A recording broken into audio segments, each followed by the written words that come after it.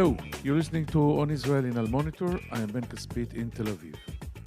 Israel's top military brass, its leading politicians and defense experts, convened last week for the annual conference of the INSS, the Institute for National Security Studies. The featured speakers included Prime Minister Naftali Bennett, Defense Minister Benny Gantz, Foreign Minister Yair Lapid, and former Army Chief Gadi Eisenkot. While Israel has not been engaged in a war for some 15 years, except for the occasional short rounds of violence with Gaza, the annual assessment of the prestigious think tank identifies three key threats facing the country.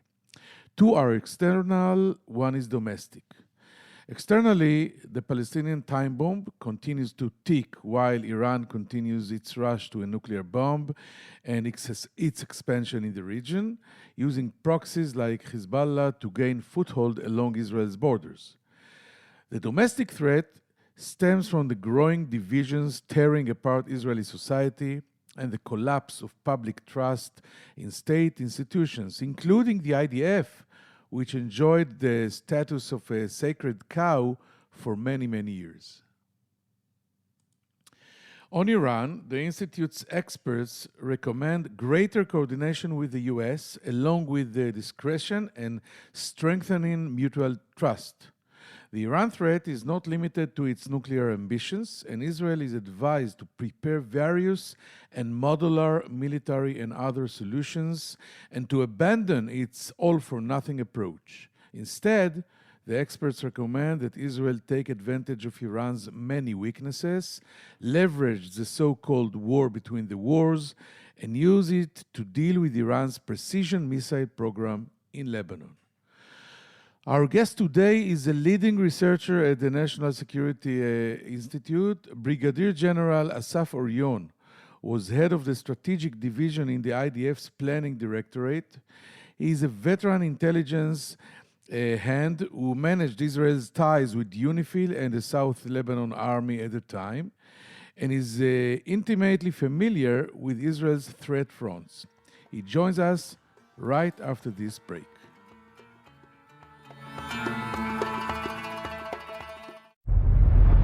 I'm Elizabeth Hagedorn, and I'm the State Department correspondent at Al Monitor. And I'm Joe Snell. I'm Al Monitor's video editor. Let's admit it, this past year has been difficult to stay on top of the news and sift through what's accurate and what's misleading. Let Al Monitor help you. If you care about the Middle East and North Africa, you should consider listening to Al Monitor's audio series On the Middle East with Andrew Parasalidi and Amber and Zaman, and On Israel with Ben Caspit. You can now watch our newest video podcast, Reading the Middle East with Gilles Capel.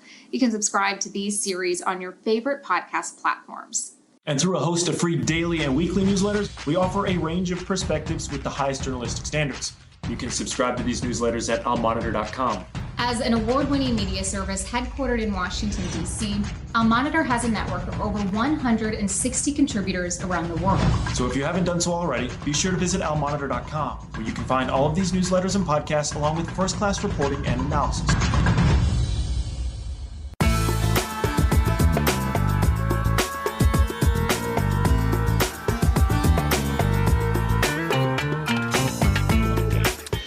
Now I'm happy to welcome and say hello to our podcast, Brigadier General Assaf Orion. Shalom, Assaf. Thank you for joining us here on Israel in Al Monitor. Shalom, Ben. Thank you for inviting.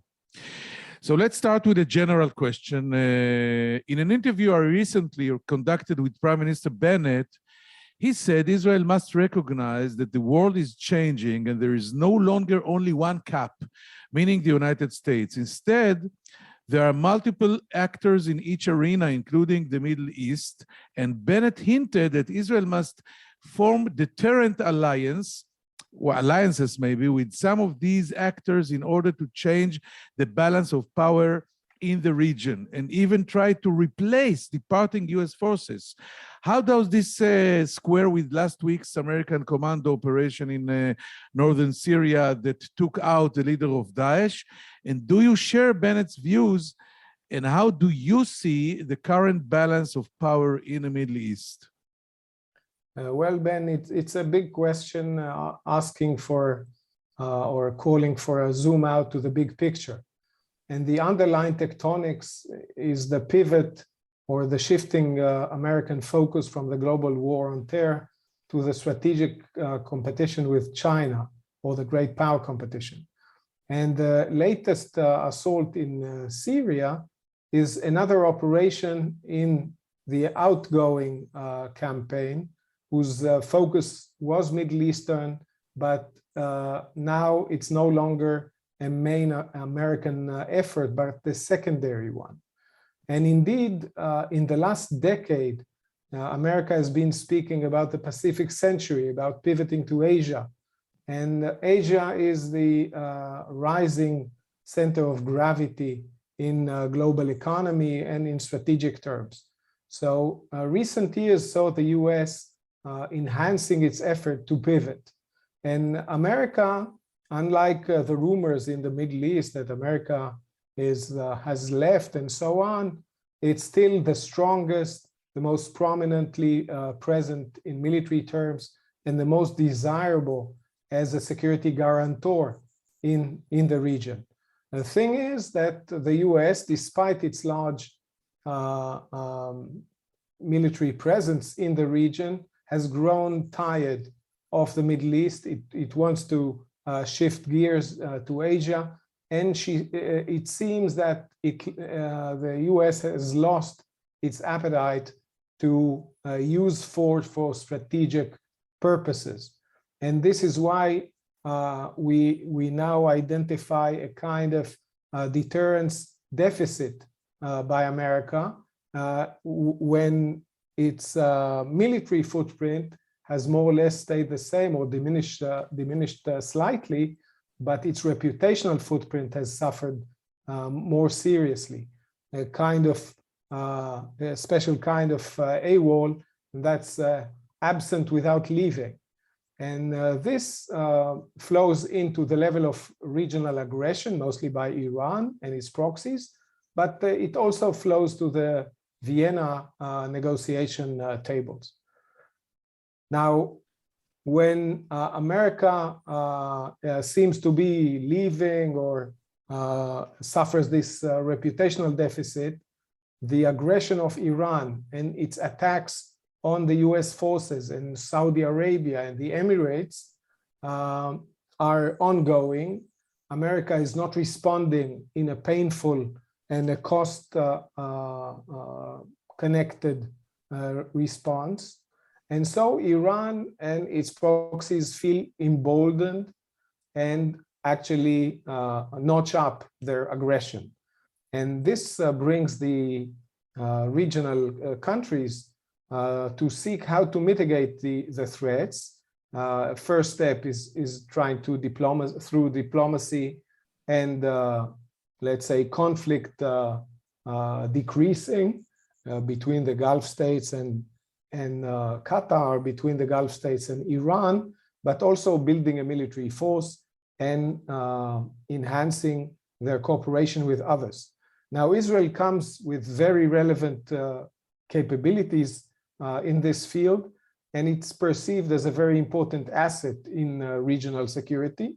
And it can also share some of the burden of the US and helping the US to actually shift its gravity eastwards. However, when we speak about no longer only one cup, you can hear some voices saying, oh, other great powers will step in and fill the vacuum. But seriously, there are not really any other cups or great power filling the cup station.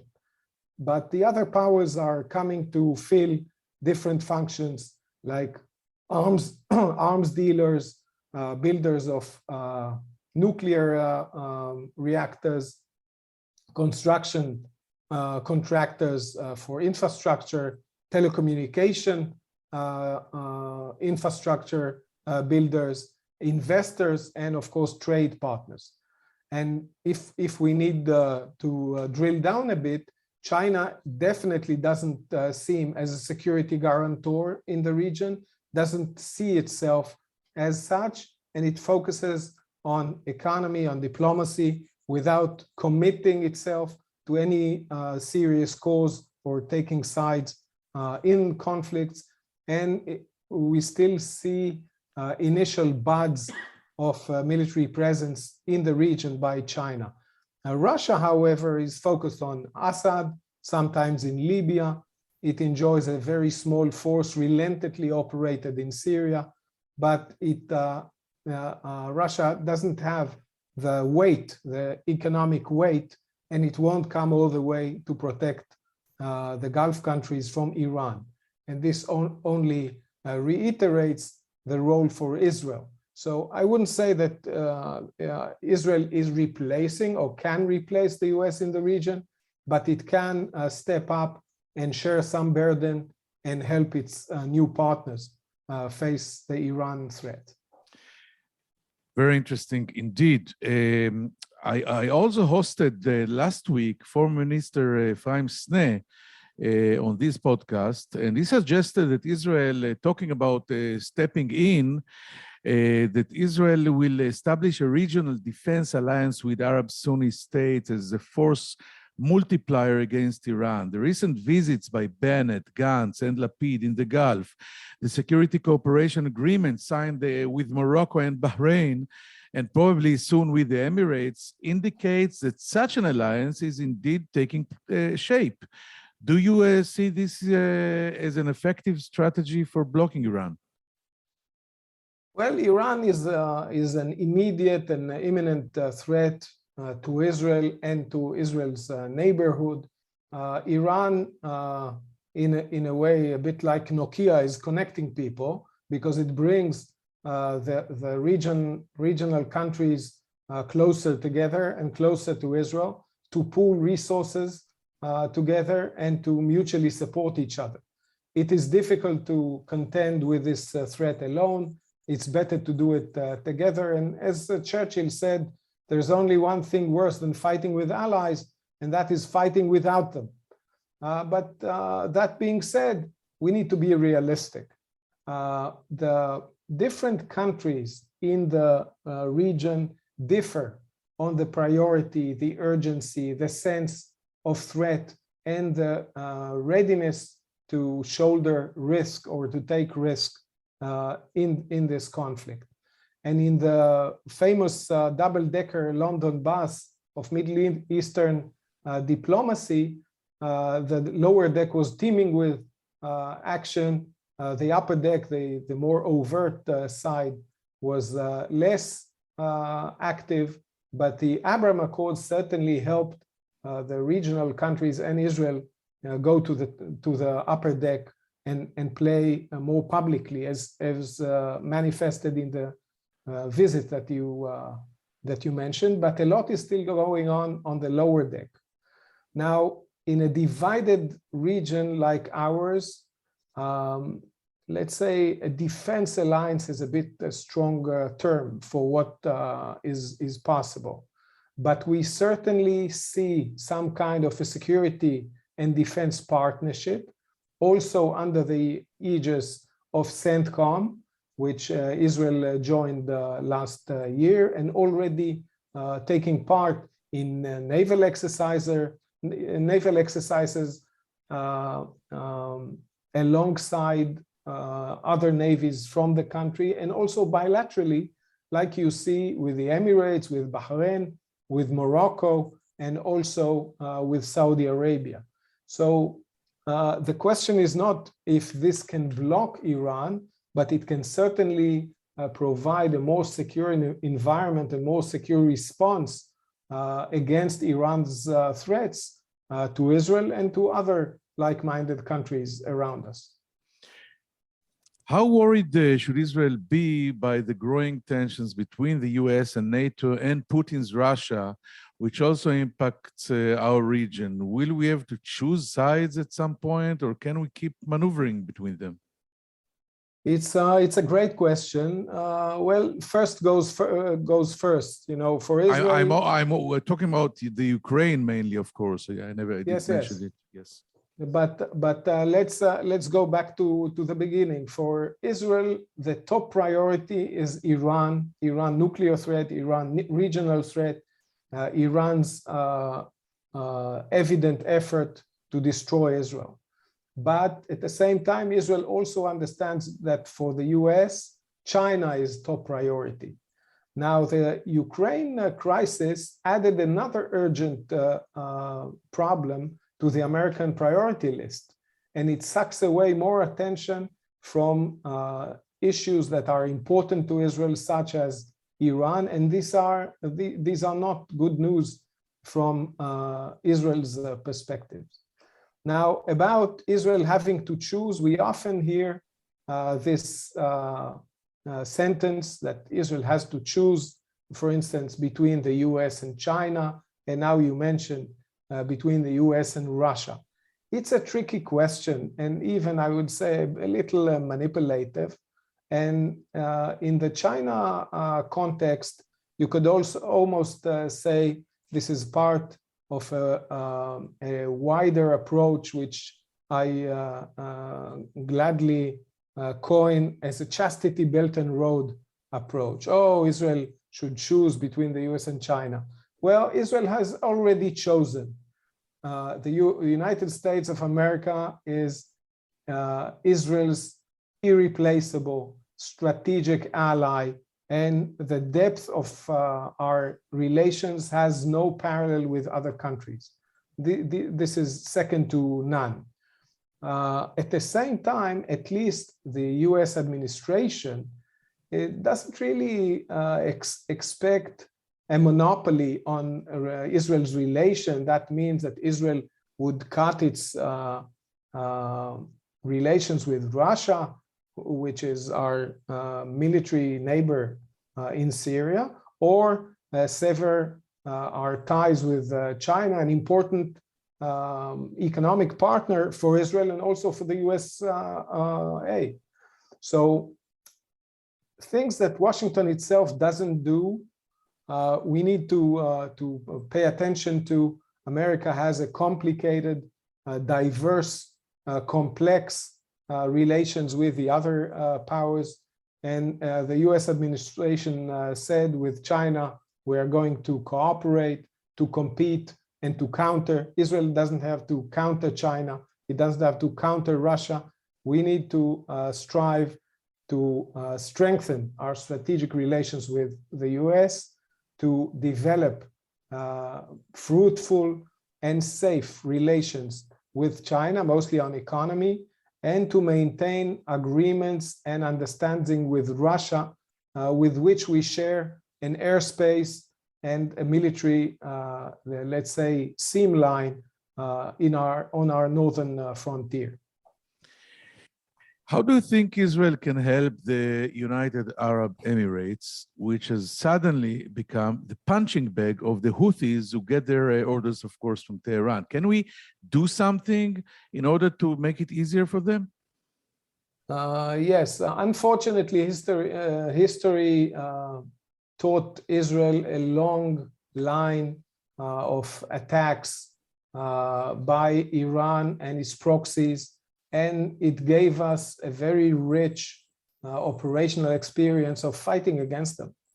In fact, in the last 4 decades, we're fighting mostly Iran's proxies, and we now face threats from its flagship, the Hezbollah in Lebanon, and at the same time in Syria, in Gaza, in Iraq, and in Yemen. Now, the current generation, I would say, of threats are mainly fire threats. That's rockets, missiles, both ballistic and cruise missiles, unmanned aerial systems, aerial attack systems, and cyber. Fortunately, this experience allowed us to develop strategies, technologies, and doctrines which are, let's say, cutting edge of what is deployed worldwide. And if you look at the whole system, there are aspects of intelligence, early warning the populace to be able to protect itself, multi-tier or multi-layer interception systems, but also offensive response, actually suppressing the fire assets even before they shoot. And if you go even further to disrupting the logistics and development and production and deployment processes that Iran feels its technologies forward to closer frontiers to its foes, both Israel, Saudi Arabia, and UAE. So Israel can help the UAE at least in knowledge, in information, in weapon systems, as much as the parties will agree, and definitely integrate into an integrative air defense suite of the Emirates and actually enhance what's already going on with the US support. So in fact, what we see is this culmination or coming to fruition of both the Abraham Accords, Israel joining CENTCOM, our long defense dialogue with the Emirates, and the very imminent Iranian threat. Let's talk about what we in Hebrew say the elephant in the room, and I'm talking about, of course, the ongoing negotiations in Vienna. What, in your view, is the most likely scenario? A new agreement, a return to the old agreement, a blow-up, or maybe continued foot dragging? And what do you think Israel should do in each one of these scenarios? I would say that initially the parties to the talks are not interested in the talks being busted or stopped in a big crisis, what you call the blow up. So I think that's the lowest probability. A word of caution here is, like in military escalation, diplomatic talks, there's uncertainty. It's a dynamic where actors may conduct themselves against their own interest and escalate miscalculating. So it's not necessarily what they mean, but it sometimes happens. Now, new agreement, or what can be perhaps described as a longer and stronger, it doesn't seem to be in the cards. Even America stopped talking about the longer and stronger. Iran seems quite confident, and it doesn't seem to have the reason to go there seriously. So I would discount that as a low probability. Now, foot dragging is possible for some time, maybe even with an interim, maybe less for less agreement, as long as the parties, mainly the US, doesn't limit it in time. But at the longer term, Iran's progress to the nuclear threshold during the negotiation renders the agreement, if it's the old agreement or perhaps a new one, to a less relevant document or reality. And America is signaling that. We heard within weeks it will be irrelevant, but it's saying the same thing for a few months now. So without a domestic or public red line, this can go on.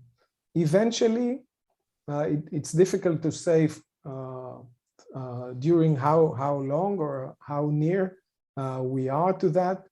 It's probable that there will be a nominal return to the old agreement, but it's difficult. It's difficult to see that there's no going back to an old agreement, because realistically you can't enter the same river twice. If we return today to the 2015 agreement, we don't get any more a year between an Iranian decision and their achievement of a first significant quantity of fissile material, as it was back in 2015. Also, there is probably not going to be some delay in the sunset. And that means that the limitations expiring on Iran stay the same as they've been in 2015. But we're 7 years years closer to that point. So it's becoming even more challenging. And the bottom line is that hence beyond just the paper agreement or the situation of the negotiation, it's very important not to take our eyes off the ball. And that means to understand the physical and I would say even nuclear situation in the project, in the stockpile of uranium enriched to several layers, in the inspection and monitoring regime, and in steps that will be defined to the next phases for a situation in which Iran violates the newly achieved agreement, or when the limitation self-expire, when the sunset comes and darkness falls. We've out of time, but I will not let you go without these last two issues. I'll be very thankful if you'll answer me this time shortly. First of all, talking about Turkey, warming of relations with Turkey in recent months. The Turkish president is courting Israel like a Latin lover, and Israel's President Herzog is expected to visit Turkey next month. Do you see this only in terms of Turkish interests in Israel's natural gas reserves?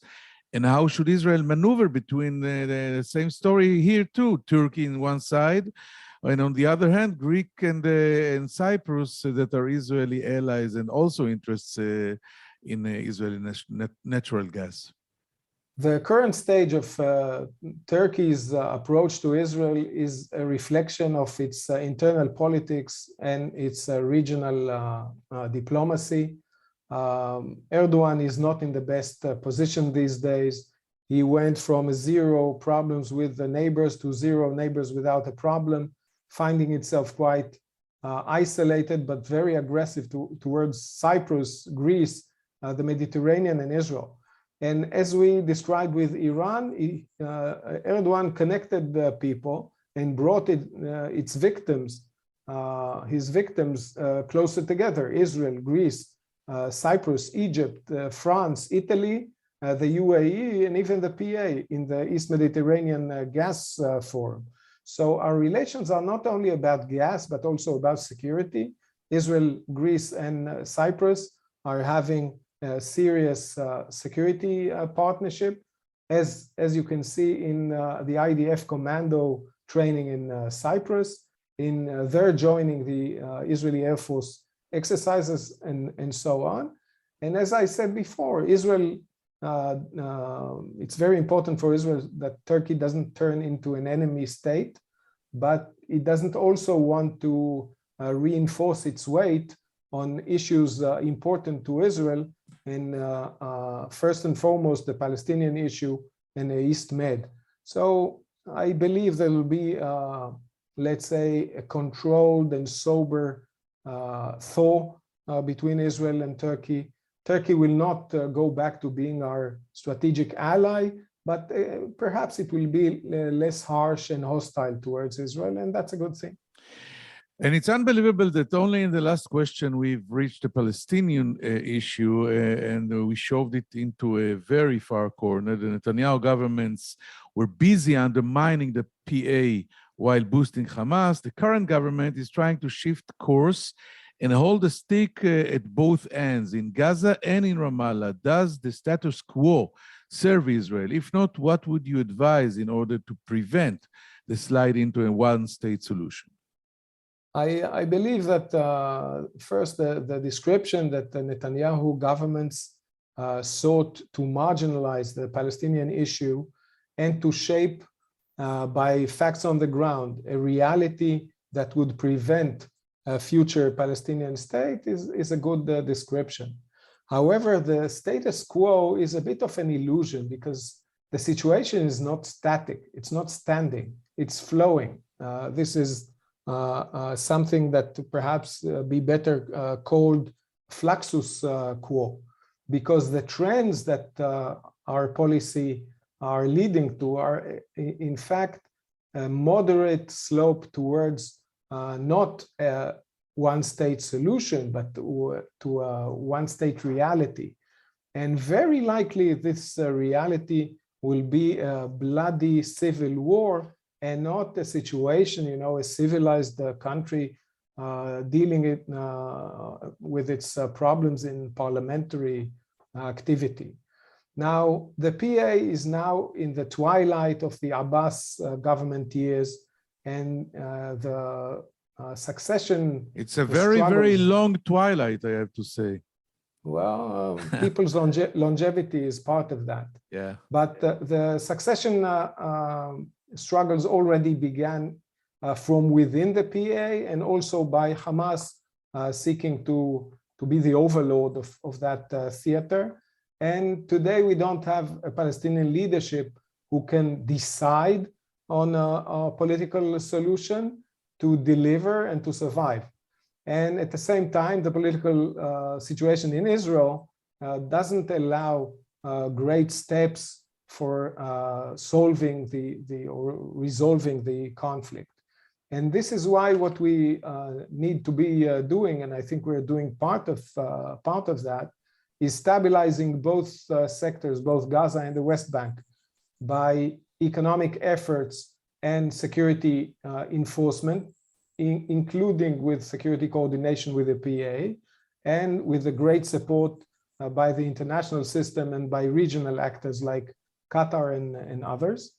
At the same time, we need to preserve the option for a future political arrangement by stopping the creep and the entanglement of our population. And this entanglement, intentional entanglement, prevents decoupling in the future.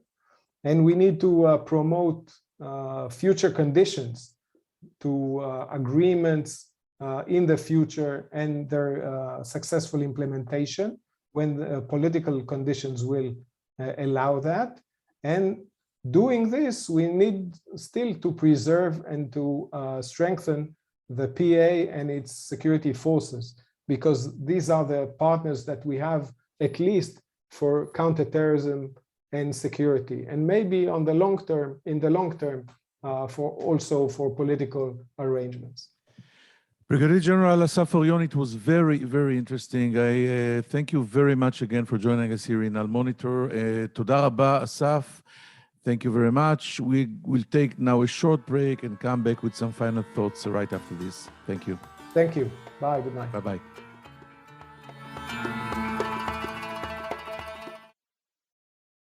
Hello, I'm Gilles Kepel, professor at Sciences Po and Normal Sup in Paris, and author of a number of books and articles on the Middle East. Through my new podcast, Reading the Middle East, on the award-winning media service Al Monitor, we will take a deep dive into the trends in the region with the authors and thought leaders who are shaping how we think about the Middle East. Reading the Middle East will be a fantastic addition to Al Monitor's outstanding podcast lineup, including On the Middle East with Andrew Paraziliti and Amber Zaman, and On Israel with Ben Caspit. You can subscribe on your favorite listening platforms. We look forward to your joining our conversation.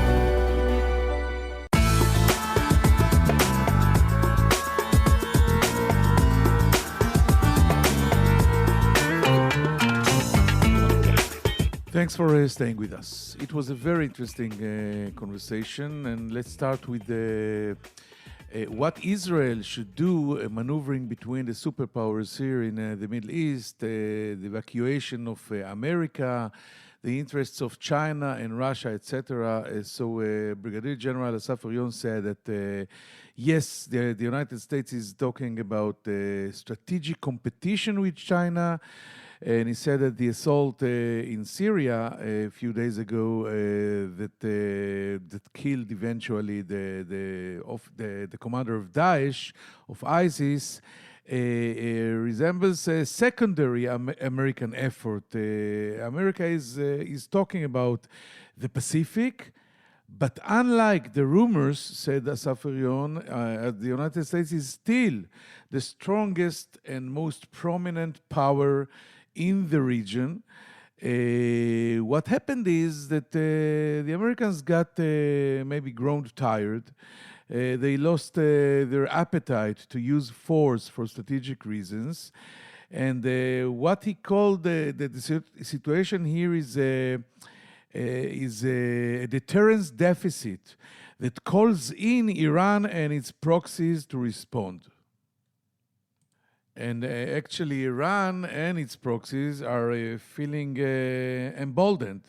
So what Israel has to do with its allies, many allies in the region, is to work on a strategic answer to enhance cooperation alliances and to hope that it will be able to create a new deterrence in the region.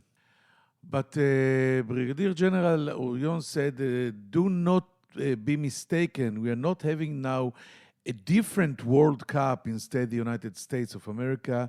There is not such a thing. What Israel and the UAE and Bahrain and many other maybe other countries will do is try to fill maybe different functions, but it is not a real dominant world power. China is not when he spoke about China and Russia, he said that China is not a security guarantor in the region. Russia is neither. They are all focused in their local and economic interests. So, and Russia does not have the economic weight to replace the United States. So Israel and its allies can step up and try to replace or bridge a part of the vacuum that was created when the Americans stepped back. Talking about the alliances or the alliance that Israel is trying to establish here in the Middle East, he used a very nice replica when he said that Iran is like Nokia, connecting people. This is the Nokia slogan. So the creator of this alliance is the fear from Iran. And he also quoted Churchill, Winston Churchill, that said there is only one thing worse than fighting with allies, which is fighting without them. And he also said that using the term of defense alliances or defense treaties is too strong. When talking about Israel and its allies here, maybe talking about partnership in security matters under CENTCOM is more accurate.